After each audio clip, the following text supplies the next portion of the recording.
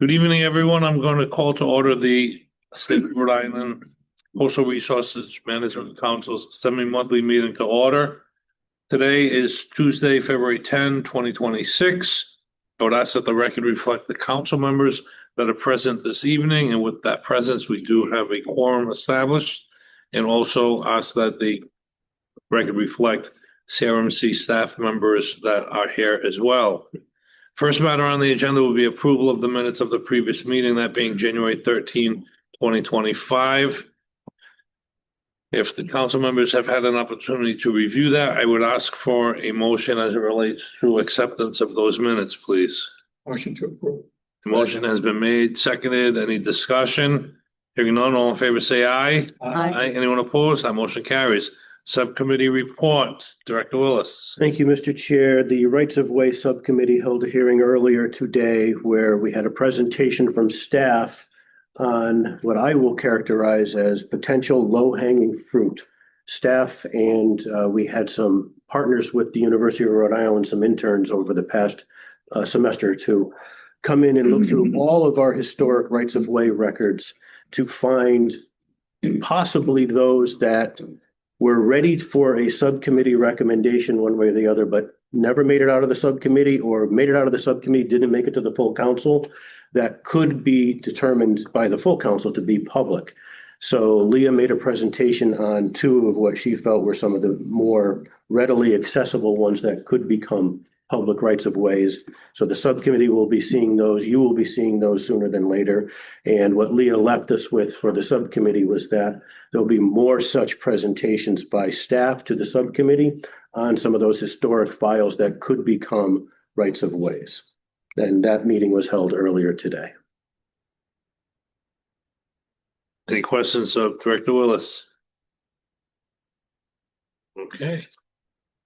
Staff reports. Thank you, Mr. Chair. Just a couple matters. Today, I met with DEM staff, Army Corps of Engineering staff to make presentations on how the three agencies work together to help the Army Corps implement its nationwide permit program, which is a it's a different way of the federal government looking at certain activities that occur throughout New England when we're talking about dealing with the Army Corps in the New England district. So we made presentations today on the DEM water quality program, which is under the 401 section of the Water Quality Act. CRMC's programmatic requirements for federal consistency under the CZMA, and how that works with the Army Corps and how they issue permits, where CRMC and DEM made it clear that while activities get pretty much fast-tracked at the federal level under these nationwide permits, if they meet certain specified criteria, it does not negate them from getting any state permits with our own conditions and requirements. So in that regard, it was a very good, productive meeting today. We had a lot of questions from audience members that consisted primarily of the consulting community, as well as a couple other federal agencies. So that was a good outreach meeting today. And then this Thursday, 2 days from today, I will be meeting with through a university-sponsored event, as well as Terry Gray, the director of DEM, with members of the British consulate who want to come to Rhode Island to understand how we do coastal zone management, how we do wetlands management, how we look at offshore wind issues. So we're very much looking forward to participating in that event that's being organized and sponsored and hosted by the University of Rhode Island. Okay. Any questions of Jeff as it relates to the staff report? No? Okay. Bring us to our formal agenda. The applications that have been out to notice for 30 days and are before the council for review and action. First one is 2025-11-063, Geoffrey Van Gorkom. It's an application to construct and maintain a residential boating facility consisting of a 4 by 76 foot fixed pier, a 3 foot by 24 foot ramp, and an 8 foot by 18.75 float.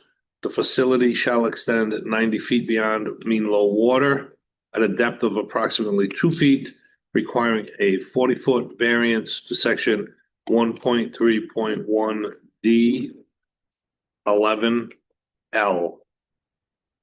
It's located at plat 15, Lot 47, 305 Riverside Street, Portsmouth, Rhode Island. Is the applicant present this evening on that matter? Please come forward.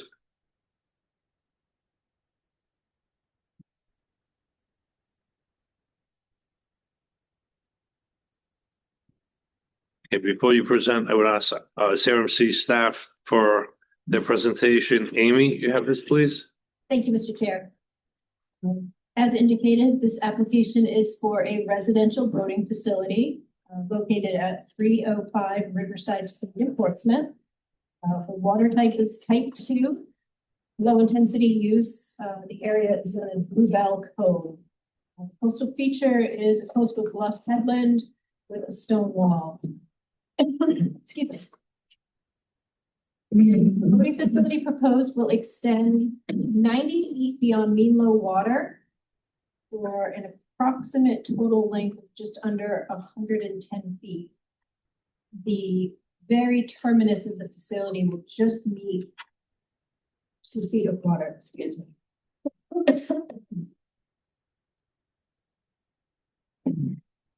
The application went to public notice and there were no comments.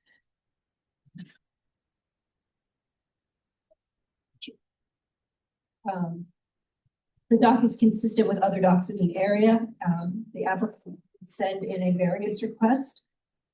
The facility was compared to other facilities nearby. It is consistent. And staff feels that the applicant has met the burdens to receive a variance. No objections to approval of the application.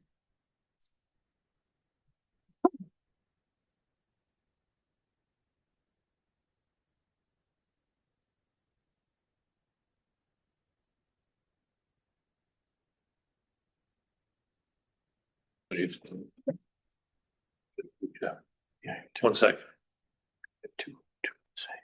Yeah. So what is that one?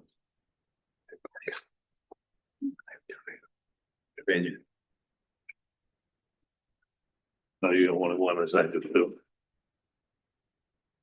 Thank you.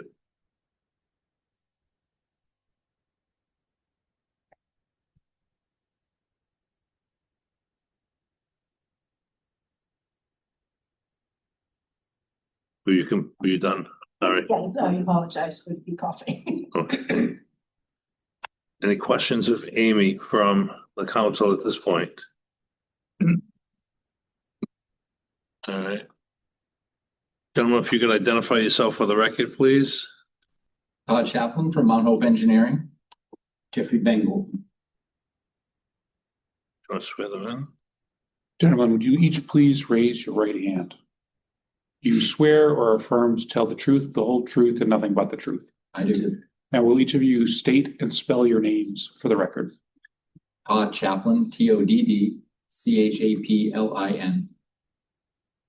Jeffrey Van Gorkom, GEOFFREY VAN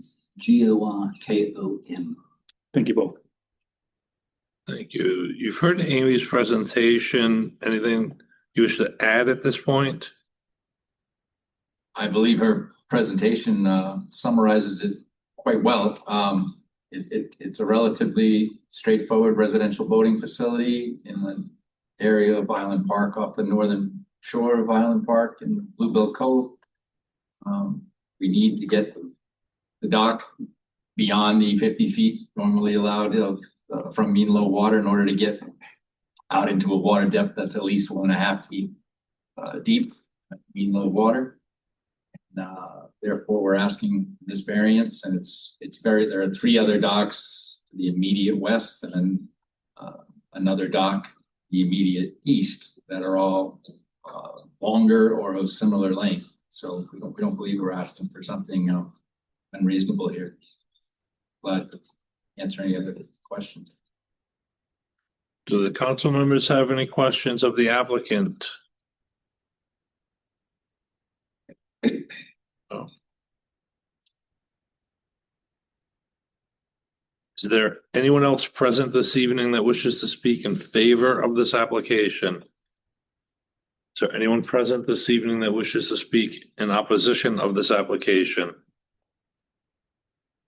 It's seeing none. Anything else to add, Amy? No, nothing else to add. All right. Let me just also mention, we did have a letter of opposition from the letter to the butter to the east. Okay. Is the council in a posture for a motion? And if so, I would entertain a motion. Mr. Chairman, at this time, based on the testimony of staff and the testimony of the witnesses here tonight, and based on the reading of the application, I would move that the council approve the application as submitted with the variance and with the usual stipulations recommended by CRMC staff. And Mr. Izzy, does that also rely on the staff report itself? And the staff report itself, yes. Thank you. Second. A motion has been made by Mr. Izzy to approve, seconded by Mr. Gagnon. Is there any discussion? Hearing none, I'll poll the council, please. Mr. Flynn. Aye. Mr. Izzy. Aye. Mr. Russolino. Aye. Dr. Ruder. Aye. Mr. Gagnon. Aye. Ms. Reynolds. Aye. I too, Raymond Coy, vote aye. Application is approved. Thank you. Thank you.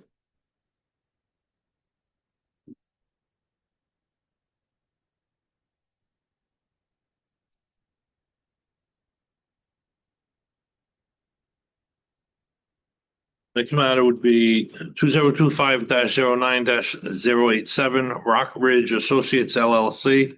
It's an application to construct and maintain a commercial dock off existing parking area to include water and electric utilities to the float, located at plat 66, lot 11 at 163 Main Street, Westerly, Rhode Island. And Rich, you have this for us? Yeah. So this project is construct a commercial structure in tidal waters at Pawcatuck River, and it consists of a 3-foot by 32-foot ramp leading to a 5-foot by 40-foot float, and it's located in Westerly. The upland portion that will utilize the facility consists of a coffee shop with outdoor seating, and the facility will be used to enhance business access to the shop. The facility is determined to be a commercial facility and not a marina, since it will accommodate less than 5 vessels. The water type at this site is type 5, considered by CRMC to be type 5 commercial and recreational harbors. The highest priority use for this type of waters includes berthing recreational craft and enhancement of commerce, including businesses catering to tourism. It is staff's opinion that the proposal meets the designated priority use. It is staff's opinion also that the project meets all category B requirements and the standards for commercial structures in tidal waters. Based on review, there are no objections to the proposed project. Also, there were no letters of objection submitted to CRMC during the public notice period. One other thing I should note is staff recommended 2 additional stipulations beyond the general stipulations be added to the SEN if approved by the council. The 2 stipulations are: 1, the facility is for temporary berthing of recreational vessels to access commercial property. No overnight berthing is permitted. And number 2 would be no more than 4 vessels may be docked at the facility at one time. Have those additional stipulations been conveyed to the applicant? Yes. Okay. Anything else? No. Okay. Any questions of Rich from the council? Just that one. Yes, Mr. Flynn. Why couldn't this have been approved administratively? Because all commercial structures of tidal waters go as categories B. If it was a house, it wouldn't, If it was a house, Hmm. it could be, it depends if it's, it could be done administratively. If it's, the buffer is less, if they provide a buffer that's more than 50%. Thank you. Gentlemen, could you identify yourself for the record, please? Anthony Nena with On-Site Engineering.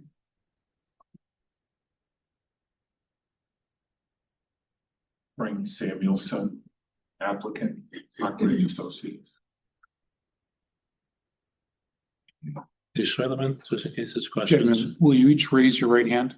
Do you swear or affirm to tell the truth, the whole truth, and nothing but the truth? I do. I do. Now, will you each spell your name for the record? Anthony, ANTHONY, NENA. Frank, FRANK, Samuelson, SAMUELSON. Thank you both. Thank you. You've heard the explanation and presentation from Rich. Do you have anything that you'd like to add? The only thing I just wanted to add one quick note.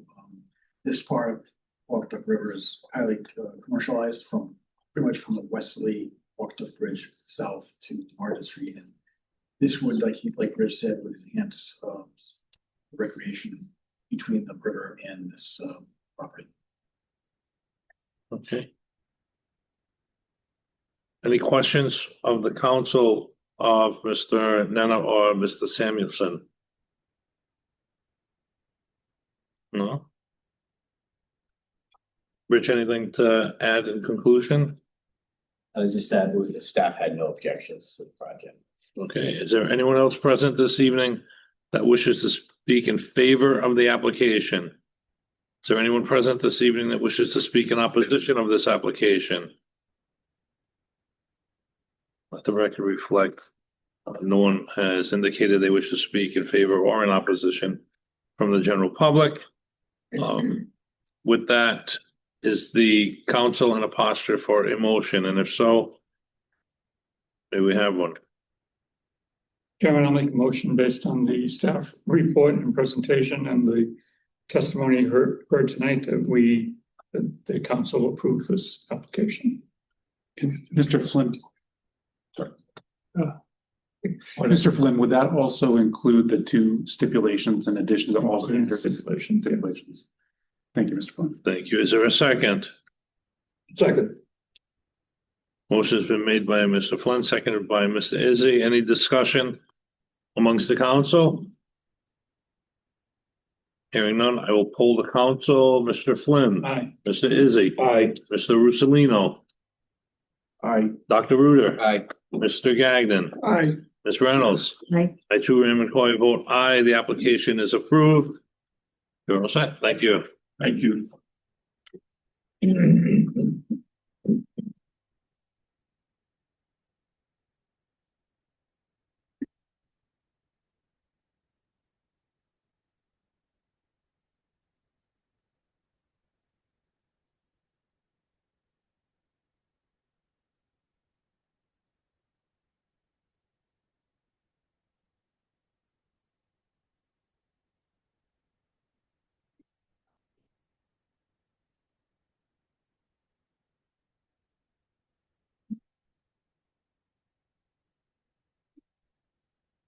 The next matter on our agenda is 2025-07-044.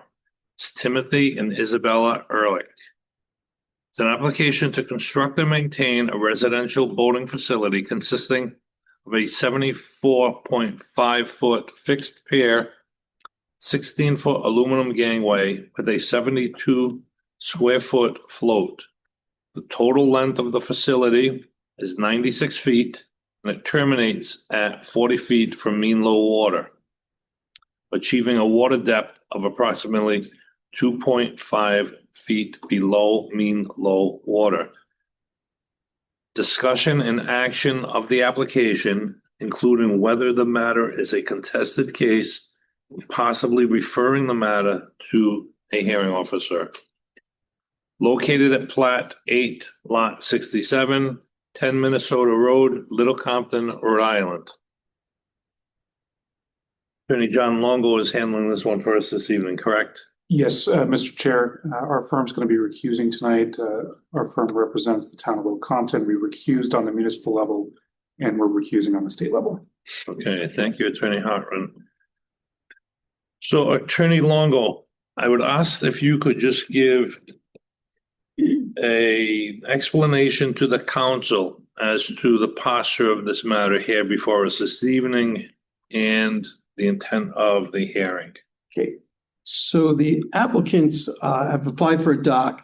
The staff has reported back that they meet all the program requirements and that they don't think there's been a substantive objective raised. If a substantive objection is raised to this application, you have to either kick it to a hearing officer or a subcommittee. The town and many objectors have said, we're raising substantive objections and we want a hearing. And the town's attorney submitted a letter that lays it out fairly well, summarizing a lot of what the other objectors mentioned without as fine a legal point as the town's attorney on this matter. So the threshold issue for you to decide is has a substantive objection been raised? And if you conclude one has been raised, then you have to continue this for a hearing, if you determine that one has been raised, you have to kick this to a subcommittee or a hearing officer. If you decide there isn't a substantive objection, then you can consider it on its merits. What's a little odd about this is I'm kind of threading a fine line here, is the staff has concluded that the objections don't rise to the level of substantive. And to get there, the staff considered all the objections and evaluated them and concluded that, you know what, these aren't substantive objections. But when we're applying the legal standard of, has a substantive objection been raised such that this has to go to a hearing officer or a subcommittee, the legal threshold is different. You are not allowed to do the kind of evaluation the staff did. You've got to kind of stop at, the staff considered the objections, evaluated them, and concluded they're not substantive. You're not allowed to do the same level of evaluation that the staff did. So it's my legal opinion that the objections that have been raised satisfy the requirement of being substantive, and this should go to a subcommittee or a hearing officer. And at that point, the hearing officer or the subcommittee may determine that, the staff was right. The objections, while they were raised, they're not meritorious enough to overcome the applicant's burden, and the application might well be granted. So that's the threshold issue, whether or not a substantive objection has been raised. And I would say on that issue, if you start taking testimony, you can, but then you're really going to be evaluating things. I mean, the objections have been all put on the record. They're there. You're not allowed to kind of do a lot of evaluation of the objections. If they could be substantive, then you have to kick it to the hearing officer or the subcommittee.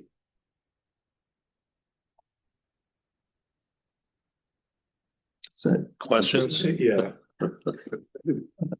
I think who decides which vehicles chosen, subcommittee or hearing officer? Who makes that call? you do. We make the call. Okay. Well, if it's a subcommittee or a hearing officer, or that we don't hear it. Yeah. You guys, but you guys can refer it to a hearing officer for consideration, or you can form a subcommittee and consider it. I think the practice has been you've been referring it to the hearing officer, but you can certainly form a subcommittee of the council and have that subcommittee consider it. I'm still confused as to what the legal standard that we're supposed to use to determine what is a substantive objection as opposed to what's a non-substantive objection.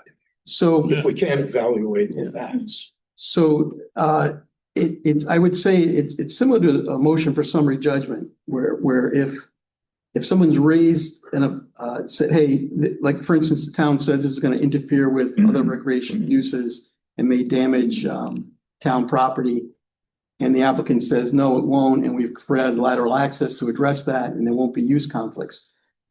You've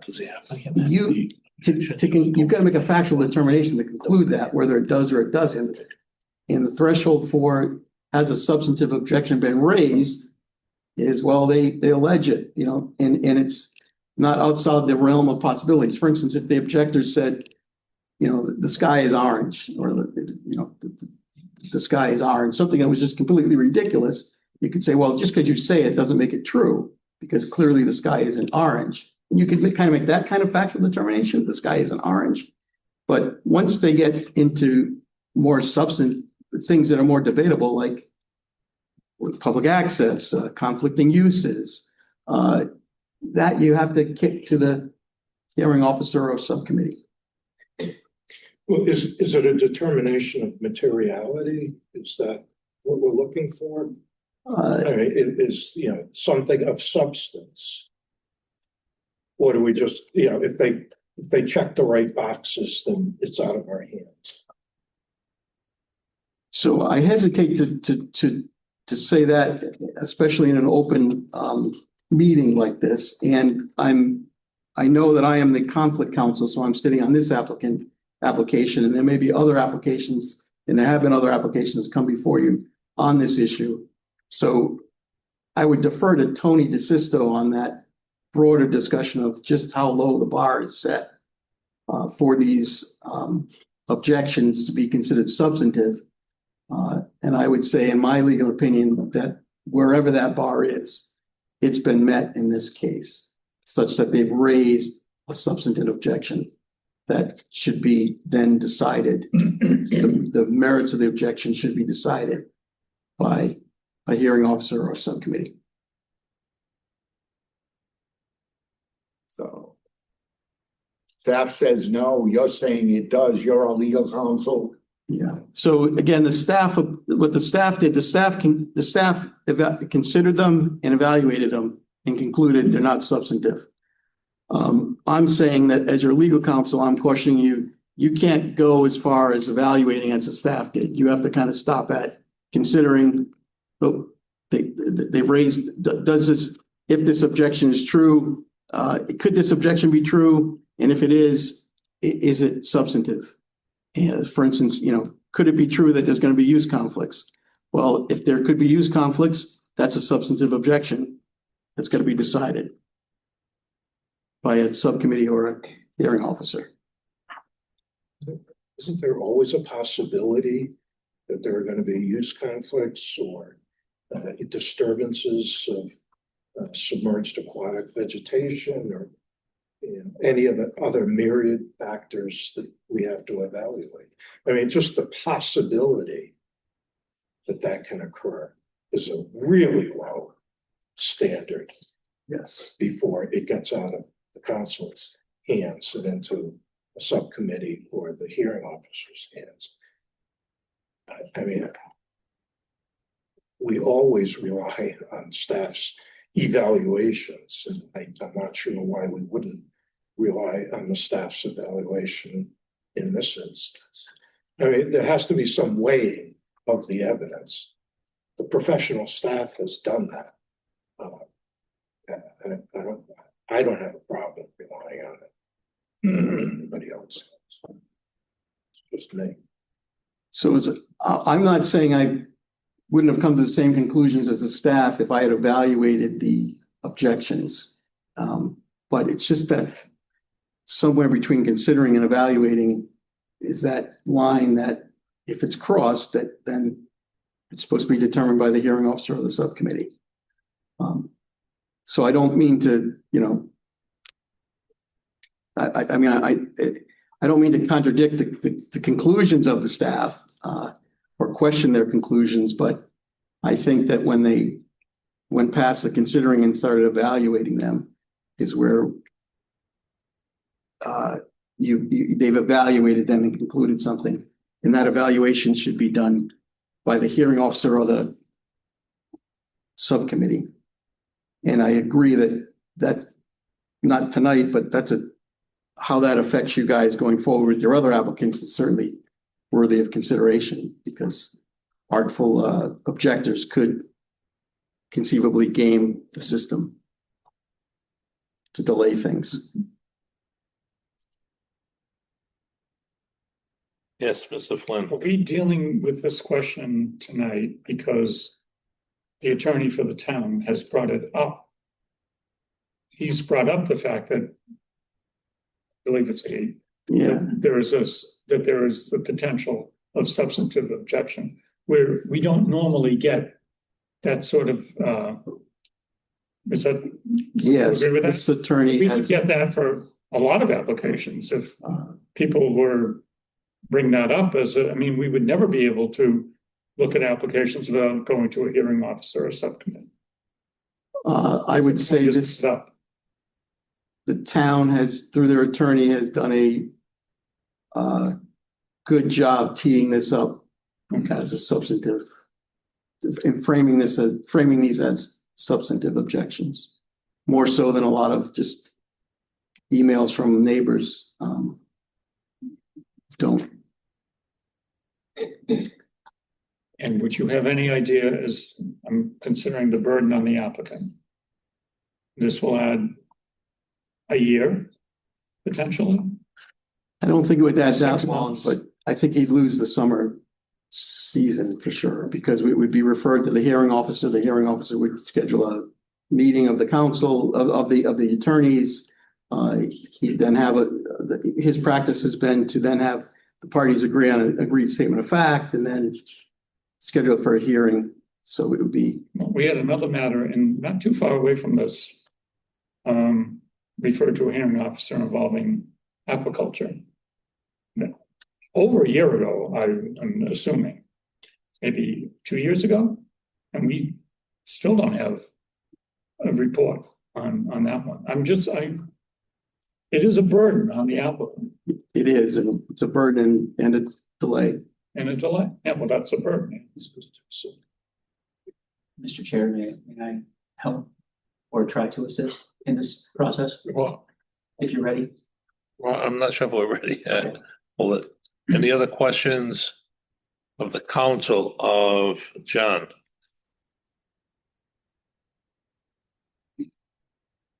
What do you wish to say? Yes. Without presenting a case. Yes, so I'm Attorney Christopher McNally representing the applicants, Tim and Isabella Ehrlich.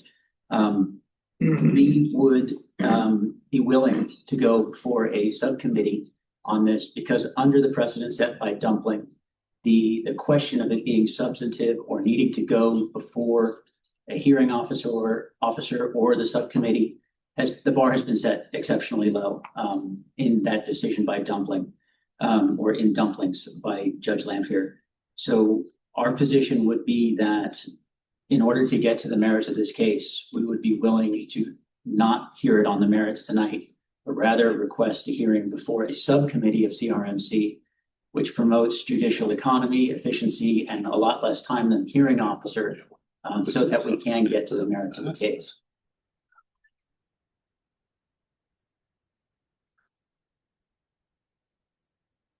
And with the new composition. Might change. Right. Yeah, if it goes to a subcommittee, and go to a hearing officer from the subcommittee, or would it come back to the I don't council? think so.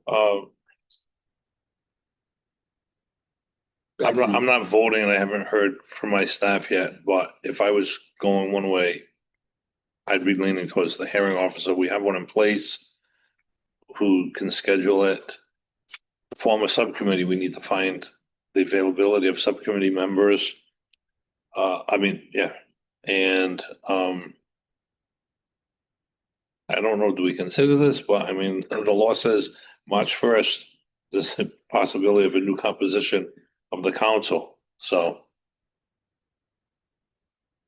Could be 2 years before council's received. So you don't know what's gonna happen there. We do have, as I said, a hearing officer in place. I know, Anthony, you've done this. Why don't you talk to us a little bit about the application? Yeah. Yeah, basically the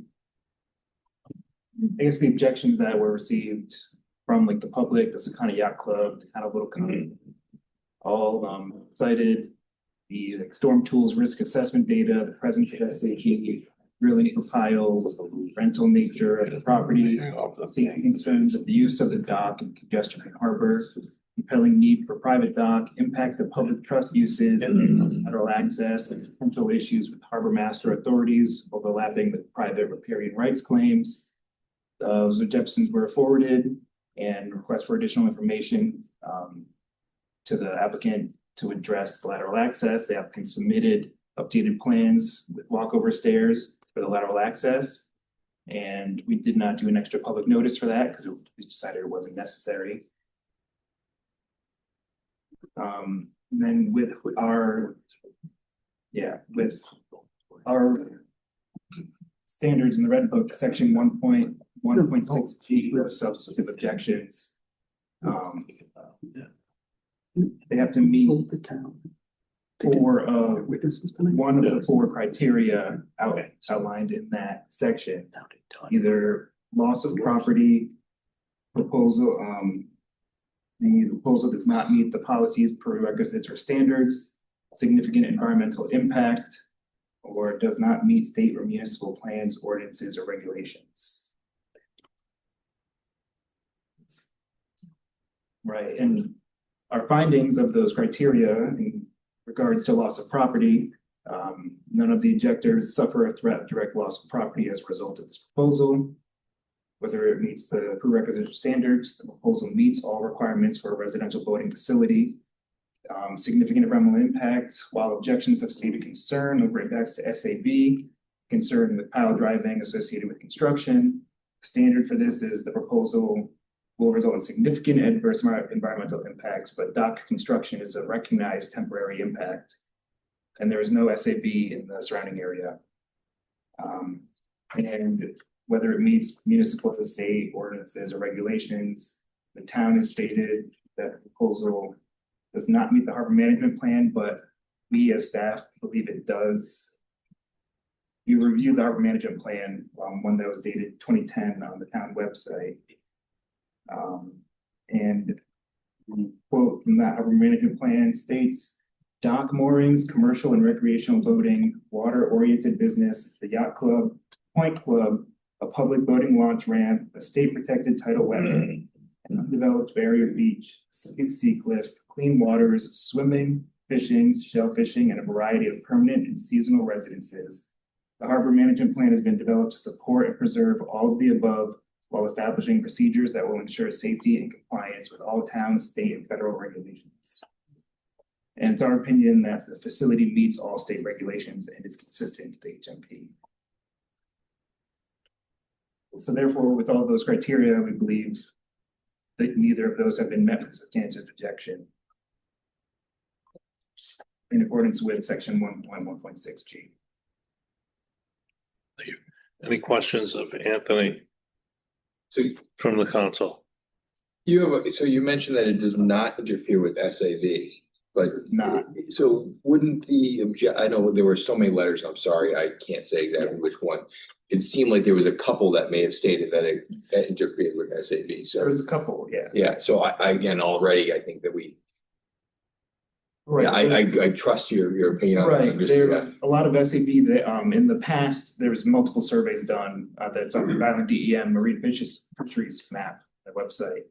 And in the past, like going back to, I believe, 2001 or 2006, there was a big area of SAB. And when I saw that, I wanted to get another actual survey done, so I requested another survey.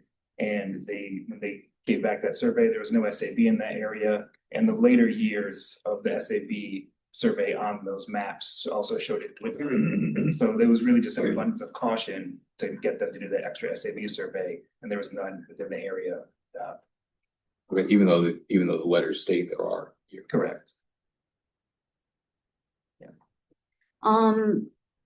So it only takes one of those four criteria to raise to substantial objection. The town itself of Little Compton is asking for that, and they're saying that they believe that it's not consistent with their harbor management plan, which they worked on preparing and they're obviously very familiar with. I know that you've reviewed that and you don't agree with that determination, but have you consulted with the town and asked what what sections of their harbor management plan they believe are not consistent with what this is? We did not.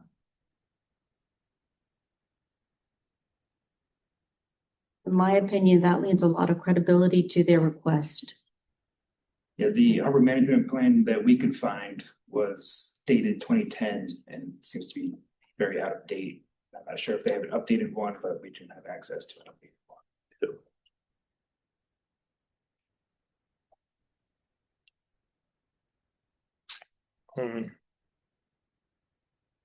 Well, it seems what we have before us, obviously, is, our staff with one opinion, our legal counsel giving us guidance as it relates to his recommendation.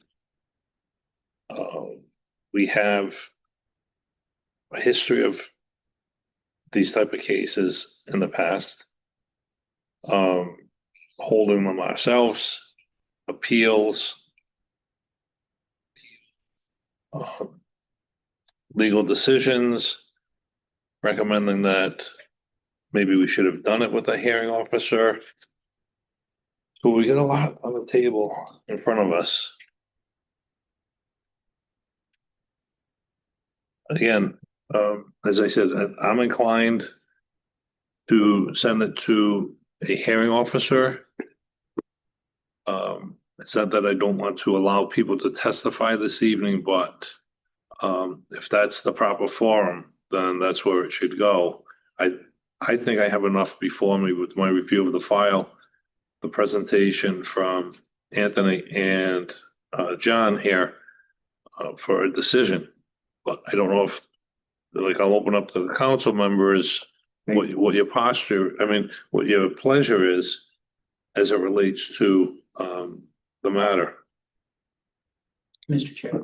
Yes. I'll make a motion. But let the council, yes. Yeah, so if I may address the question of the forum relative to the subcommittee hearing or the hearing officer, we respectfully request that it go before a subcommittee because there's nothing in the Coastal Resources Management Council program that requires appointment of the hearing officer. And especially for an application as well developed as this one, where a formal hearing is warranted, which may very well be the case here, the subcommittee process fully satisfies all of CRMC's procedural requirements. It will allow for testimony. It will allow for cross-examination and presentation of evidence. And it'll allow for interested parties to present their perspective as well. But most importantly, it allows the council to apply its own regulatory framework to this application that has been really well vetted out by the applicant, their experts, and very thoughtfully considered by the staff, which happens to align exactly with the applicant's position that this type 5 residential boating facility should have been approved on the merits in a,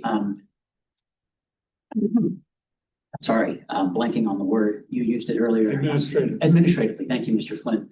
But for the vociferous objections that were really ill-founded and not based, there was no evidence presented by any of the objections. It was all hypothetical and very subjective. So we respectfully object to the referral of this to a hearing officer and would ask that it also would state that the hearing officer process would present unfair delay to the applicant that has already spent a lot of time and effort to present a very well thought out, very compliant dock application with no relief requested. It's in full compliance with type 5 waters.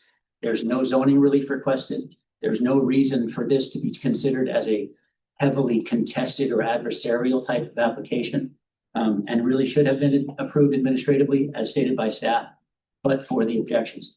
I'll note for the record that Town's Council is also not here tonight for some reason. But under these circumstances, referral to a hearing officer would be a disproportionate delay for the applicants and would not serve the interests of fairness, efficiency, or administration of the Coastal Resources Management's own policies and procedures. Thank you. Any further questions of the council, of either staff or Attorney Longo? Can we get some guidance on if it were to go to a subcommittee, where does that leave the hearing officer? The subcommittee would meet, consider it, have the hearings, and then report back with its recommendation to the full council, which could then vote it up or down or modify it. So the hearing officer would be out of the picture. It would be the So the subcommittee. hearing officer is out of the picture. If it goes to subcommittee, it comes back before the full council. Yes, And at that point cannot go to a hearing officer. Is that correct? correct. Because the subcommittee does what the hearing officer would. Would public still have a ability to speak if we go to subcommittee here and back here? Yes.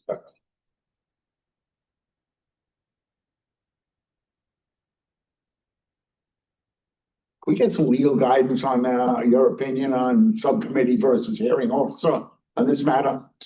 Really, it's up to you guys what you want to do. If it's a subcommittee, you guys control it a little more because you schedule it, not the hearing officer. But it's a burden on you because you have to form the subcommittee and the subcommittee is going to meet. It's a Three requisite members. number of 3 members, right? Mhm. Have to be, consider it, in my experience, when it gets to a subcommittee or hearing officer, the hearings take longer than they do when they come up here to the Department of Administration building.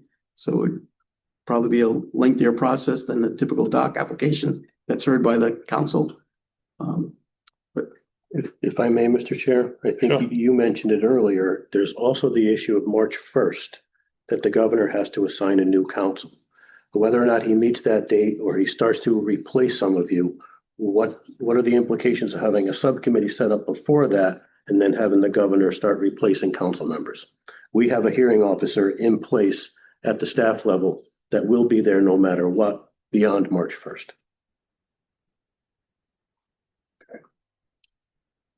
That's a good point. I'll move. Mr. Chair.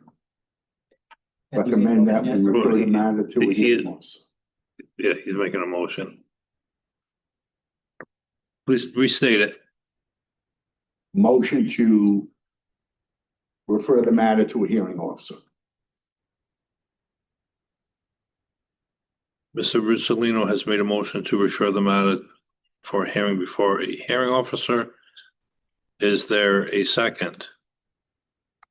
I'll second it, Mr. Chair, and I'd add that we're working with the Rights of Way Subcommittee now, and we're having a long time in scheduling subcommittee meetings many months out already. So I think it would be much more efficient going through the hearing officer. Motion has been made and seconded to refer the matter to a hearing officer. Is there any discussion amongst the members? I'd just like to say that I think Director Willis brought up a very valid point that going to the subcommittee could drag the thing out even further. With some of us possibly being replaced, would not be fair to the applicant to drag this matter out any longer. I think a hearing officer could resolve the issue in a more expedient manner. Okay, any further discussion? Hearing none, I'll poll the council. Mr. Flynn? Aye. Mr. Izzy? No. Mr. Russolino? Aye. Dr. Ruder? Aye. Mr. Gagnon? Aye. Ms. Reynolds? Aye. I too, Raymond Coy, vote aye. So the matter will be referred to a hearing officer. He will contact the parties to initiate the proceedings. Is there anything else to come before us this evening? No, Mr. Chair, that is it. I entertain a motion to adjourn, please. Motion adjourned. Motion made and seconded. All in favor, say aye. Anyone opposed? Motion carries.